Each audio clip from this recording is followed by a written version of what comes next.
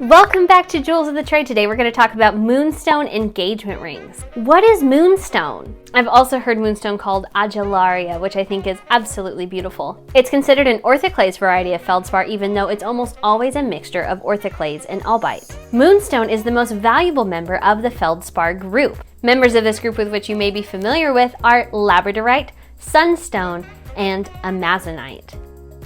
Is that how you say it? If I just mispronounced amazonite, please let me know in the comments. Moonstone is a phenomenal gem, and I don't just mean it's extraordinary. Phenomenal in gemology means it exhibits phenomenon.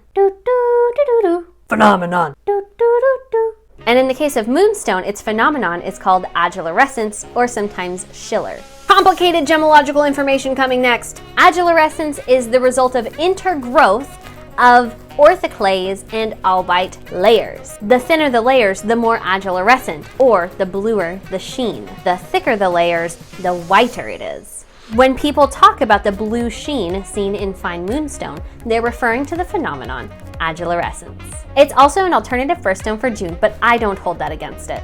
Is moonstone expensive? Yeah, it really can be. And it can also be very inexpensive depending on the quality. More of this in a minute when we discuss rarity. To clarify, I'm not talking about rainbow moonstone. Rainbow moonstone is actually labradorite and is typically significantly less valuable than moonstone. Is moonstone rare? What's confusing about this question is that feldspar is actually one of the most common minerals on the planet Earth. Correction, it is the most common group of minerals on the planet Earth. However, fine gem quality variations of feldspar, such as moonstone, are very rare. So yes. And then blue sheen moonstone from Sri Lanka is like a whole thing because the mine closed back in '87. So buying that is like going on a very expensive adventure. Connoisseurs of moonstone look for colorless transparency, which if you click around on the internet you'll find is a lot harder to find than the milky opaque moonstone. Milky opaque moonstone is still really beautiful, and a lot of Americans desire this for their engagement ring, especially if they don't want a diamond and are wanting something kind of a neutral color that's not going to clash with any of their outfits.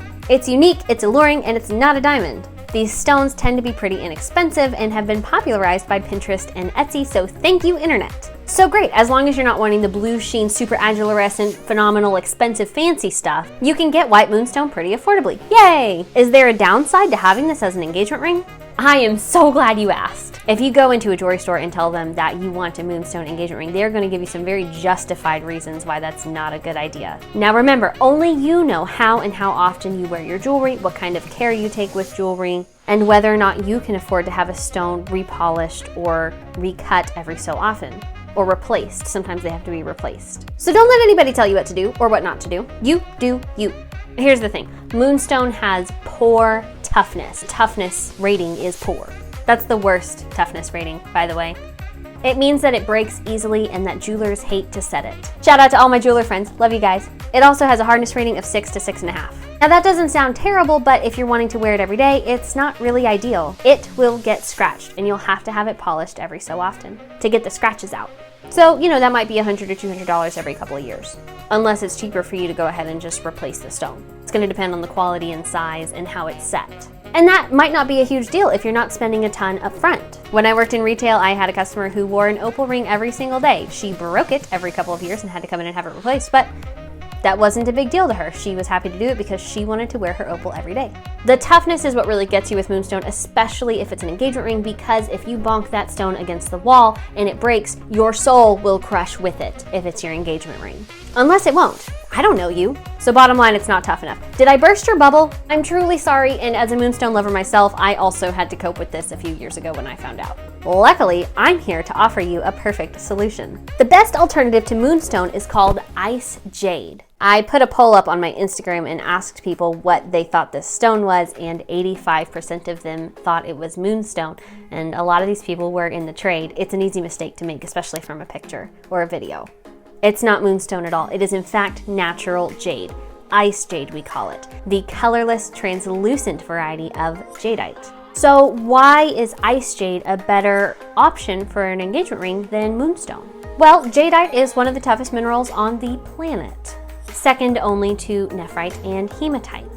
Jade is tougher than diamonds by quite a bit. So can it be worn every day? Absolutely. Does it make a kick-ass engagement ring? Heck yeah! Is there a downside? Not not really. It's still jewelry. You still want to be careful with it. But Ice Jade is alluring, valuable. It's not terribly expensive depending on the quality that you get. I mean, it can be, but if you're shopping for an engagement ring, depending on the size and quality that you're wanting, you can easily get a piece of Ice Jade for less than a diamond, depending on what diamond. You know how it is. You compare different qualities and sizes of jade to different qualities and sizes of diamond. It's going to vary. But could you get an Ice Jade engagement ring cheaper than a diamond? Sure. Yeah.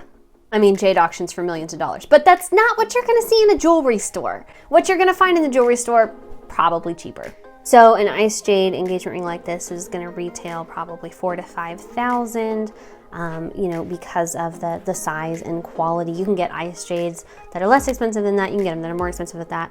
It's just like diamonds. You know, diamonds are going to be, you know, something this size. Could be $4,000 or could be $8,000 or could be $10,000 or could be $15,000. It just kind of depends on all of the different quality factors. The average engagement ring purchase, diamond and all, now I'm taking this from different sources because different people have different data, but it's going to be between $4,000 and $6,000. So, you know, this fits right in line with that, maybe even on the lower end of that.